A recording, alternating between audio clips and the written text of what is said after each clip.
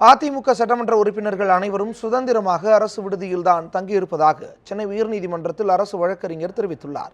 அதிமுக பொதுச் செயலாளர் வி.கே. சசிகலா கட்டுப்பாட்டில் உள்ள சட்டமன்ற உறுப்பினர்கள் சட்டவிரோதமாக அடைத்து வைக்கப்பட்டுள்ளதாக கூறி பாமகவைச் சேர்ந்த வழக்கறிஞர் பாலு மற்றும் டிராபிக் ராமசாமி ஆகியோர் சென்னை உயர்நீதிமன்ற நீதிபதிகளான ஜெயச்சந்திரன், மதிவாணன் ஆகியோரின் அறையில் சென்று முறையிட்டனர். அதிமுக சட்டமன்ற உறுப்பினர்கள் கூட்டம் முடிந்த பின்னர் அவர்கள் பேருந்துகளில் ஏற்றப்பட்டு ரகசிய அறைகளில் காவலில் வைக்கப்பட்டுள்ளதாகவும் மேலும் அவர்களின் செல்போன்கள் பறிக்கப்பட்டுள்ளதாகவும் தெரிவித்தனர். உறவினர்கள் கூட எம்எல்ஏக்களை தொடர்பு கொள்ள முடியாததால் அவர்களை மீட்க ஏதுவாக ஆட்கொணர்வு மனு தாக்கல் செய்ய அனுமதிக்க வேண்டும் என வலியுறுத்தினர். ஆனால் ஆட்கொணர்வு மனுவை உறவினர்கள் மட்டுமே தாக்கல் செய்ய முடியும் என்பதால் நீதிபதிகள் அதற்கு மறுப்பு தெரிவித்தனர்.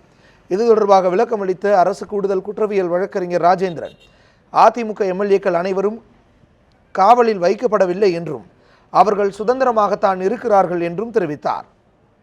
தற்போது நீங்கள் சென்று பார்த்தால் கூட சேப்பாக்கத்தில் உள்ள எம்எல்ஏக்கள் விடுதியில் எம்எல்ஏக்களை பார்க்க முடியும் என்றும் கூறினார். இருதரப்பு வாதங்களையும் கேட்ட நீதிபதிகள் இந்த வழக்கை அவசர வழக்காக ஏற்க முடியாது என்று கூறினர்.